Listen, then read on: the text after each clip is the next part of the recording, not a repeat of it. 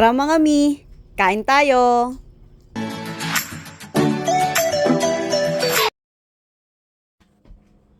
So, hello mga mi! So ngayon, wala tayong walang live. So ngayon, tuturuan ko kayo, nakatikim naman kayo ng overload fried rice. So, ito yan. Ito yung mga ingredients yan.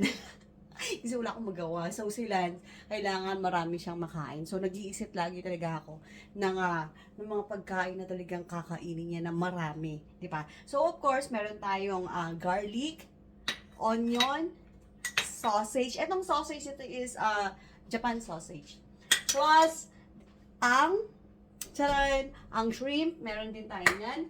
And pork, ayan, hiniwa ko lang yan ng minced. Siyempre, gulay. Ewan ko, iba't ibang ano yan, carrots, beans, basta ganyan. Of course, egg, and the main is rice. Pero yung rice ko kasi, Jasmine, dapat dapat yung medyo lusak na rice siya. Pero kasi yun yung bigas ko ngayon. And syempre, lalagyan din natin to ng soy sauce and then ng oyster sauce. So, let's go.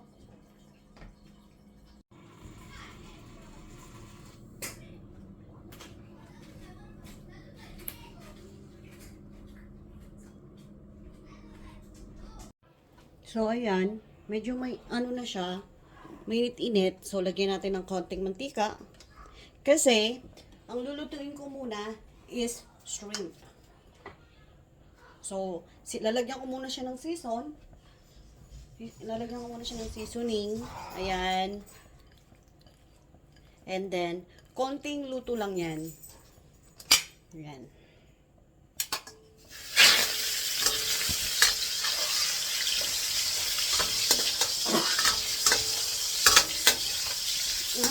Excuse me. Nabahin pa ako. Kasi nga sa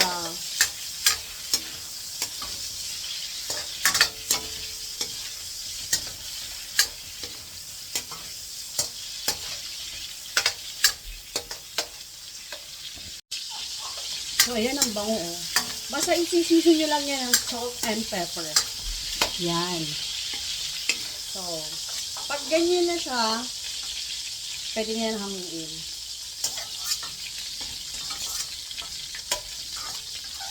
Huwag natin masyadong iaano. Kasi pag na-overcook ang shrimp, mag-titigas siya.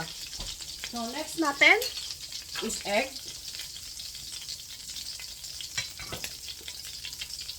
Wala akong nilagay na ano dyan. Ayan. Basta plain egg lang siya.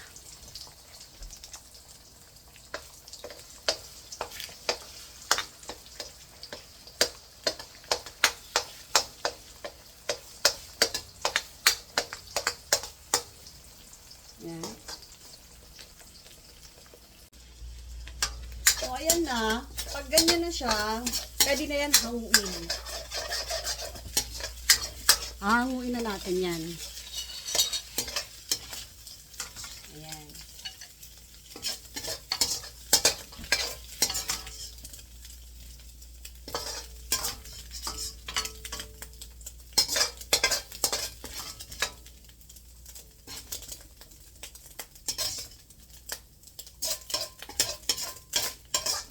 Para hindi mag-ano.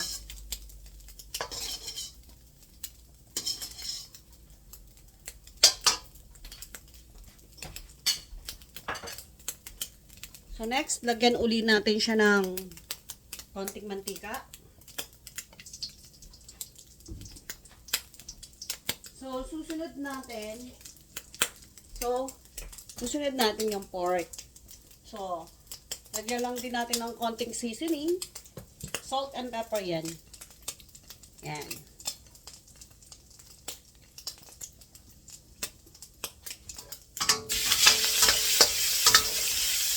Hanggang sa maluto yung pork. Ito yung ulam na to mga miss. Hindi mo na kailangan ng medyo pricing nga lang. Siyempre kailangan. Pwede naman sa sausage, i-alternate natin is hotdog. Hindi ba? Pwede yan.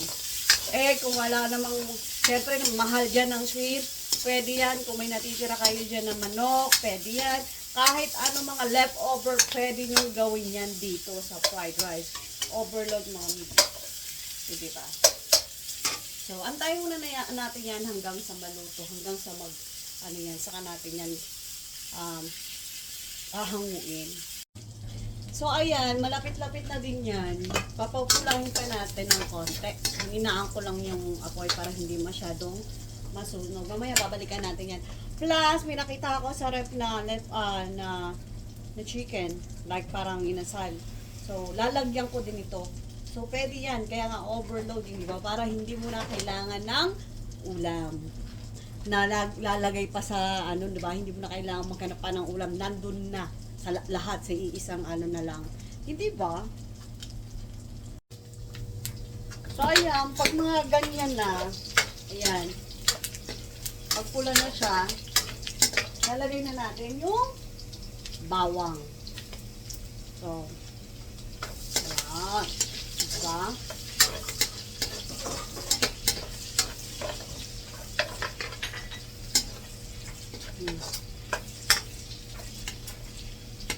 Anihin muna natin, papulahin muna natin ng konti yung bawang kasi masarap yan sa fried rice.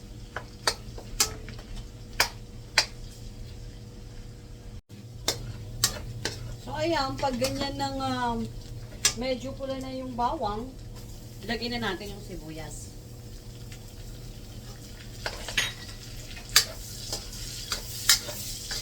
Ang bango. Grabe. Sobrang bango. And then, nilalagyan ko yan ng salt and pepper.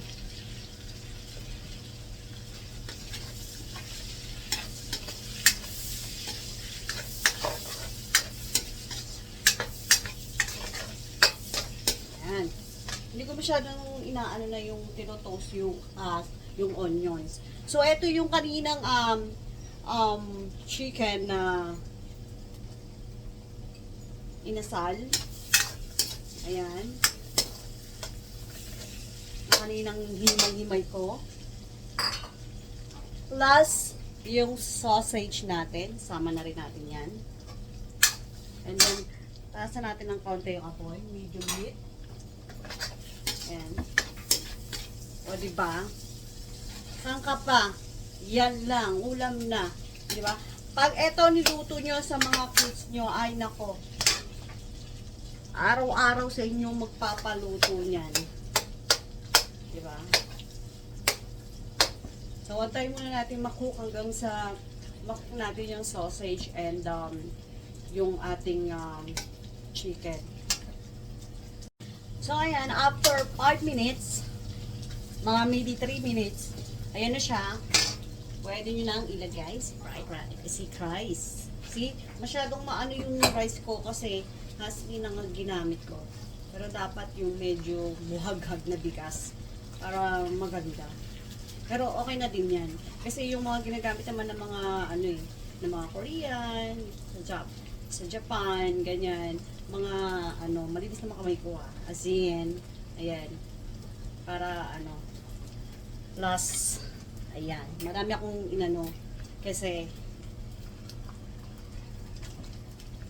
marami akong niluto ay yung kanin.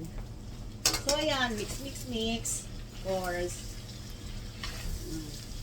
Diba?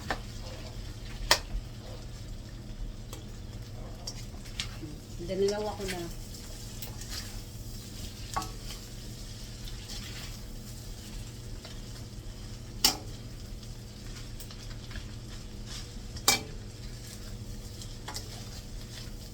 Hangga talaga yan.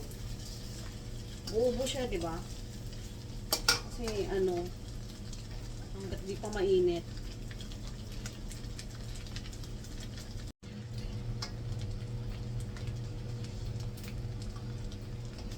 So, ayan.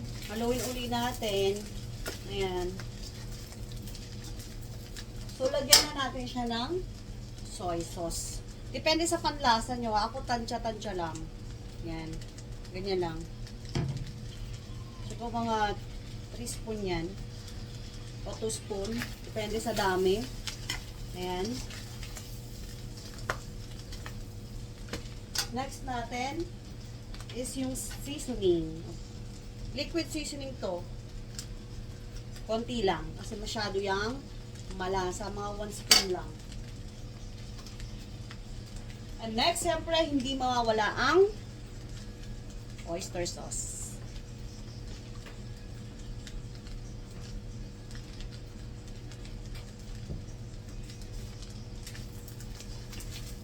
Makita niyo ba yan? And of course, ang ating black pepper.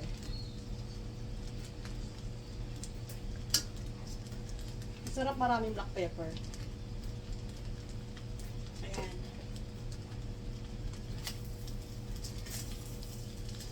Ay, ang sarap nito. Maniwala kayo sa akin. So, lulutuin muna natin siya. Yan, hayaan ko muna. Balikan natin after 5 minutes. So, after 5 minutes, ihahalo na natin ang, of course, shrimp and egg. Grabe ka-overload yan. Can you imagine? Diba? See? Tingnan nyo naman ang ano niyan. Oh. As in. Hindi nyo na to kailangan lagyan ng asin, ha? Ng salt. Huwag nyo nang lalagyan yan ng salt. Kasi yung soy sauce, yung liquid seasoning, and yung oyster sauce, is sapat na yon na lasa. Plus kasi nilagyan ko yung mga kanina, yung pork and yung shrimp ng salt and pepper. Pero depende pa rin yon sa ano mo, sa panlasa. Look at that. See? Diba? Gandang tignan. Man natin.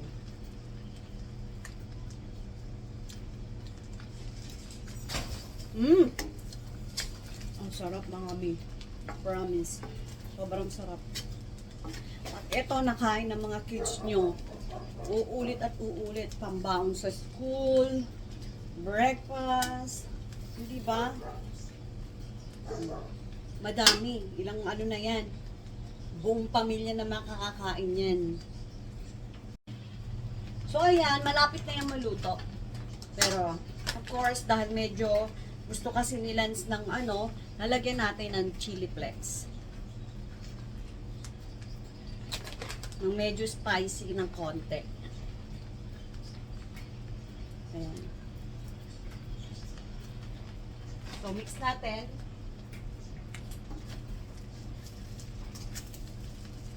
Pero, sa mga kids, kung mga kids, hindi ano sa spicy, huwag nyo nang lagyan. Okay na yung kanina. Si Lance kasi gusto niya nilalagyan ko niyan. Chili flakes.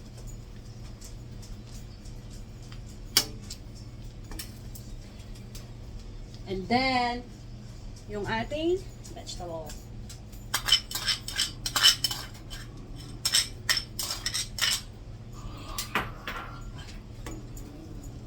Tignan nyo kaganda yung texture. Ang ganda, di ba? Ang ingay ni Kali. Kali, nagpa-vlog ako! Ang ingay nung ano. Tapos yan, tignan nyo. Hindi ba?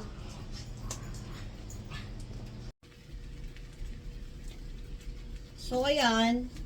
Ayan na siya. Pero kasi may nakita na naman ako.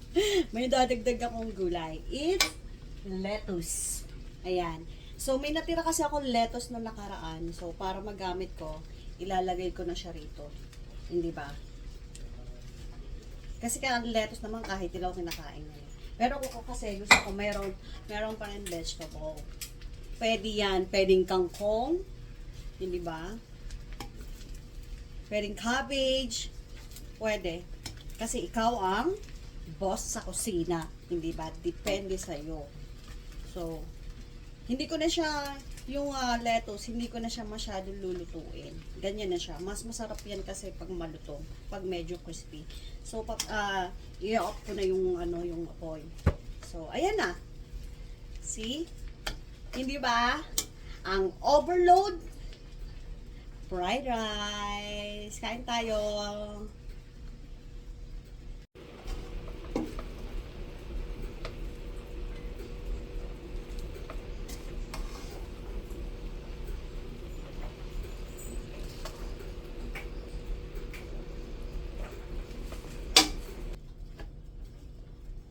Ayan na. Diba? So, let's eat. Ang sarap. So, subukan nyo to. Pero pwede kung wala naman kayo sa kusina or sa inyong rep, pwede yan.